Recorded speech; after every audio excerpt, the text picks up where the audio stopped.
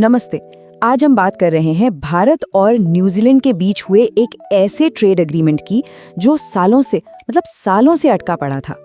22 दिसंबर 2025 को साइन हुई ये डील दोनों देशों के रिश्तों में एक नया अध्याय है। लेकिन इसमें सबसे हैरान करने वाली बात क्या है?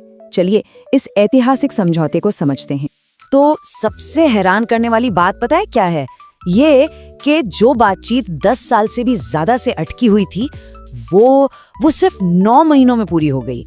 अब सवाल ये उठता है कि भाई अचानक ऐसा क्या बदल गया? यही इस समझौते की सबसे खास कहानी है, जो दिखाती है कि जब राजनीतिक इच्छा शक्ति हो तो कुछ भी नामुमकिन नहीं है। तो चलिए आज हम इस डील को 6 हिस्सों में तोड़कर समझते हैं। सबसे पहले देखेंगे कि ये समझौता इतना ऐतिहासिक है क्यों, फिर जानेंगे कि भारत और न्यूजीलैंड को इससे क्या-क्या मिला, किसानों के हितों को कैसे सुरक्षित रखा गया, व्यापार से आगे इसकी क्या अहमियत है और आखिर में भविष्य की राह कैसी होगी। चलिए सबसे पहले हिस्से से शुरू करते हैं। ये समझना जरूरी है कि ये समझौता सालों के इंतजार के बाद इतनी तेजी से आखिर हुआ कैसे। देखिए सालों तक क्या हो रहा था। बातचीत शुरू होती थी और फिर डेयरी और खेती-बाड़ी जैसे सेंसिटिव मुद्दों पर आके अटक जाती थी। न्यूजीलैंड को अपने डेयरी प्रोडक्ट्स के लिए भारत का बाजार चाहिए था और भारत को अपने किसानों की फिक्र थी। लेकिन फिर मार्च 2025 में कुछ तो बदला और बातचीत ने ऐसी रफ्तार पकड़ी कि सिर्फ 9 महीने के अंदर एक बैलेंस डील सबके सामने थी। तो अब आते हैं मुद्दे की बात पर। आखिर ये भारत के लिए इतनी बड़ी जीत क्यों मानी जा रही है? कहा जा रहा है कि ये समझौता भारत के विकसित भारत 2047 के विजन के लिए एक बहुत बड़ा कदम है। तो इस समझौते का सबसे बड़ा फायदा क्या है? वो ये है कि भारत का 100% सामान हर एक चीज अब न्यूजीलैंड में बिना किसी टैक्स, जीरो ड्यूटी पर बिकेगा। जरा सोचिए, हमारे कपड़ा, लेदर, इंजीनियरिंग जैसे सेक्टर्स जहां लाखों करोड़ों लोगों को रोजगार मिलता है, उन्हें कितना बड़ा बूस्ट मिलने वाला है। ये भारत के मैन्युफैक्चरिंग सेक्टर के लिए सच में एक गेम चेंजर है। और हाँ, ये डील सिर्फ सामान के लेन देन तक ही सीमित नहीं है। अब भारतीय स्टूडेंट्स के लिए न्यूजीलैंड में पढ़ाई के बाद काम करना और आसान हो जाएगा। इतना ही नहीं, 5000 इंडियन प्रोफेशनल्स के लिए स्पेशल जॉब वीजा का कोटा है और युवाओं के लिए वर्क एंड हॉलिडे वीजा भी है। और हमारा सर्विस सेक्टर, जो हमारी असली ताकत है, उससे भी जबरदस्त एंट्री मिली है। और बात यही खत्म नहीं होती। इस डील के साथ साथ न्यूजीलैंड ने अगले 15 सालों में भारत में $20 बिलियन का एक बहुत बड़ा इन्वेस्टमेंट करने का वादा भी किया है। ये पैसा भारत के इंफ्रास्ट्रक्चर, मैन्युफैक्चरिंग और रिन्यूएबल एनर्जी जैसे सेक्टर्स को और रफ्तार देगा। ठीक है, ये तो हो गई भारत की बात। लेकिन सवाल ये है कि न्यूजीलैंड को इस डील से क्या हासिल हुआ? उनके लिए सबसे बड़ा आकर्षण है भारत का 1.4 अरब लोगों का विशाल बाजार। ये किसी भी देश के लिए एक बहुत बड़ा मौका है। तो देखिए, इस डील से न्यूजीलैंड के 95% एक्सपोर्ट्स को फायदा होगा।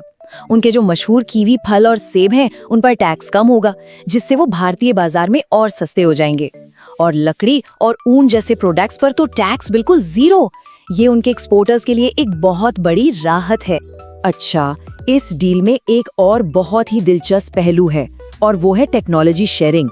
देखिए, न्यूजीलैंड बागवानी में हॉर्टिकल्चर में दुनिया का एक्सपर्ट है, तो वो अब भारत में सेंटर्स ऑफ एक्सीलेंस बनाने में मदद करेगा, खास तौर पर सेब, कीवी और शहद के उत्पादन में।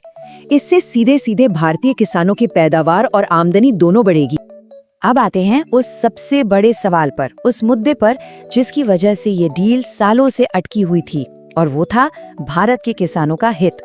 इस समझौते ने इस चुनौती को बहुत ही समझदारी से सुलझाया है। तो भारत ने अपने किसानों को कैसे बचाया? बहुत स्मार्ट तरीके से।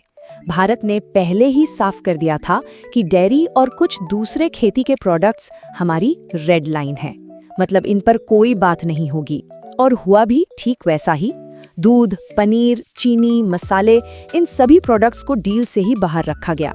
ये भारत के लिए एक बहुत बड़ी कूटनीतिक जीत है, क्योंकि इससे भारतीय डेयरी किसानों के हितों की पूरी तरह से रक्षा हुई है। देखिए, ये समझौता सिर्फ पैसों और व्यापार के बारे में नहीं है।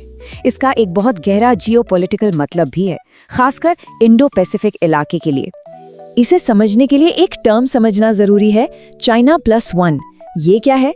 सीधे शब्दों में कहें तो ये दुनिया भर की कंपनियों और देशों की एक स्ट्रैटेजी है कि भाई सिर्फ चीन पर ही अपनी सप्लाई के लिए निर्भर मत रहो, अपने ऑप्शंस बढ़ाओ, दूसरे देशों में भी निवेश करो ताकि रिस्क कम हो सके।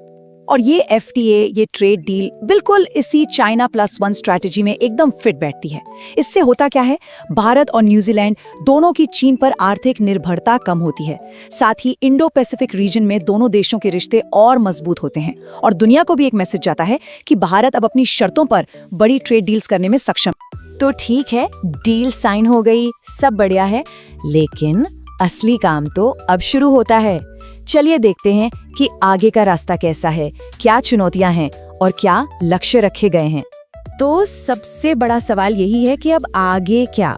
इस समझौते को कागज से जमीन पर उतारने के लिए क्या-क्या करना होगा?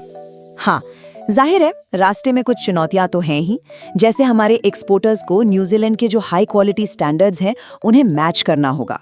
लेकिन जो लक्ष्य रखा गया है वो भी बहुत बड़ा है। लक्ष्य है कि 2030 तक दोनों देशों के बीच के व्यापार को, जो अभी करीब $2.4 बिलियन है, उसे दोगुना करके $5 बिलियन तक पहुंचाना है। तो आखिर में यही कहना है कि ये समझौता सिर्फ आंकड़ों या व्यापार का खेल नहीं है, ये दो देशों के साझा भविष्य और तरक्की का एक संकल्प है। ये उस नए भारत की कहानी कहता है जो अपने हितों को सबसे ऊपर रखते हुए दुनिया के साथ अपनी शर्तों पर जुड़ रहा है। ये डील वाकई में भारत न्यूजीलैंड के रिश्तों में एक नए दौर की शुरुआत है।